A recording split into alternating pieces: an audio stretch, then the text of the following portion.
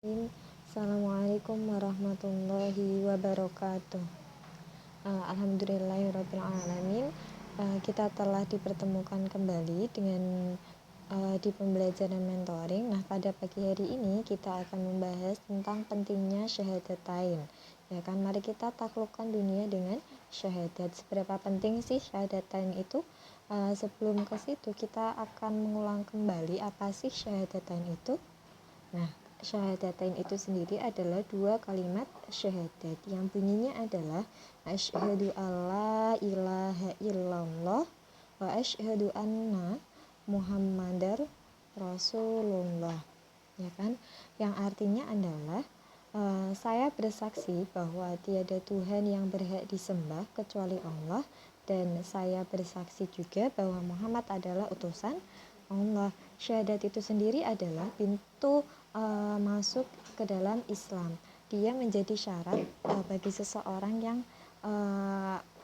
wajib masuk Islam. Jadi ketika seseorang ingin masuk Islam, yang wajib diucapkan pertama kali adalah syahadat. Nah, ketika syahadat itu terucap, maka sudah resmi orang tersebut masuk ke dalam Islam. Nah, syahadat itu sendiri adalah intisari atau pokok ajaran Islam. Syahadat itu adalah sistem perubahan. Syahadat adalah hakikat dakwah para Rasulullah.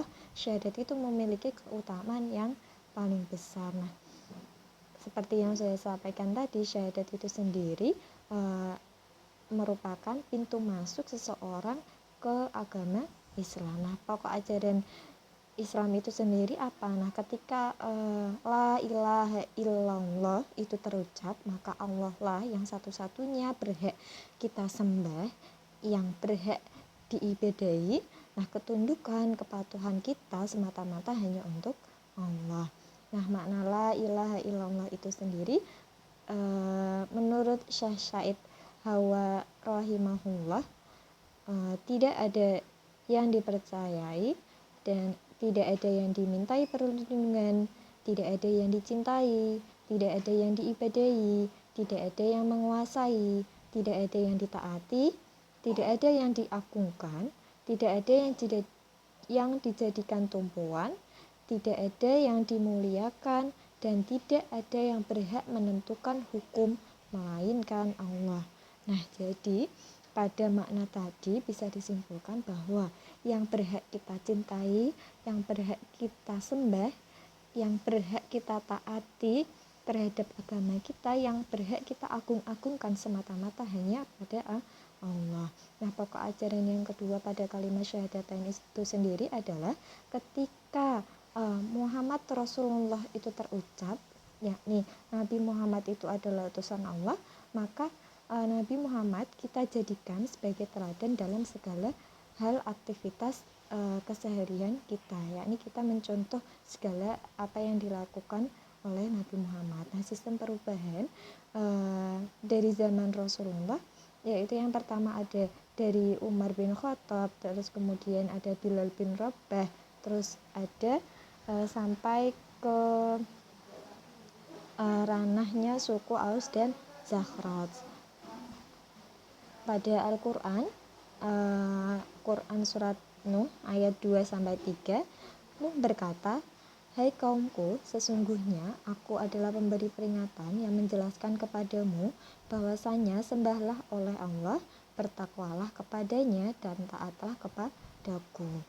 Pada surat tersebut juga sudah sangat jelas bahwa kita wajib menyembah hanya kepada Allah, bertakwa kepada Allah, taat kita hanya semata-mata hanya kepada Allah. Tidak ada yang berhak kita taati, tidak ada yang berhak kita sembah selain Allah.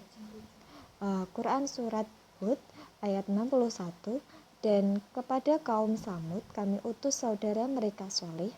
Sholih berkata, Hai kaumku, sembahlah Allah, sekali-kali tidak ada bagimu Tuhan selain Dia.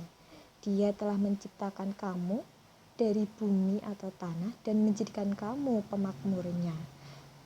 Nah, di situ juga sudah sangat jelas bahwa yang berhak kita sembah itu Allah, yang menciptakan kita adanya dunia ini dan adanya kita di dunia ini hanya Allah yang bisa menghendaki kita berada di dunia ini, memiliki keutamaan yang besar. Nah, barang siapa yang mati dalam keadaan tidak menyekutukan Allah dengan sesuatu pun, ia pasti masuk surga.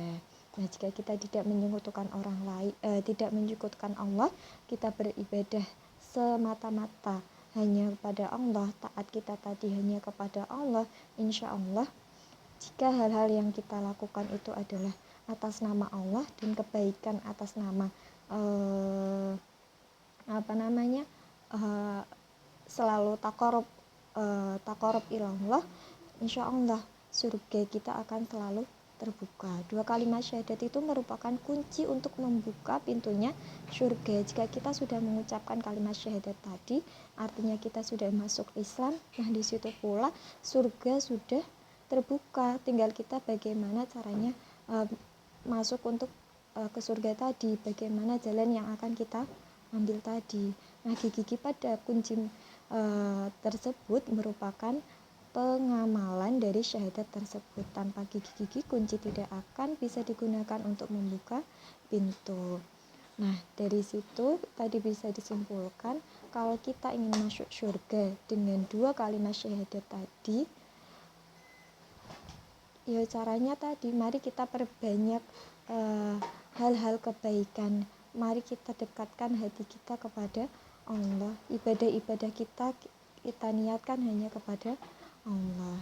Nah, itu saja yang bisa saya sampaikan, semoga bermanfaat. Terima kasih. Wassalamualaikum warahmatullahi wabarakatuh.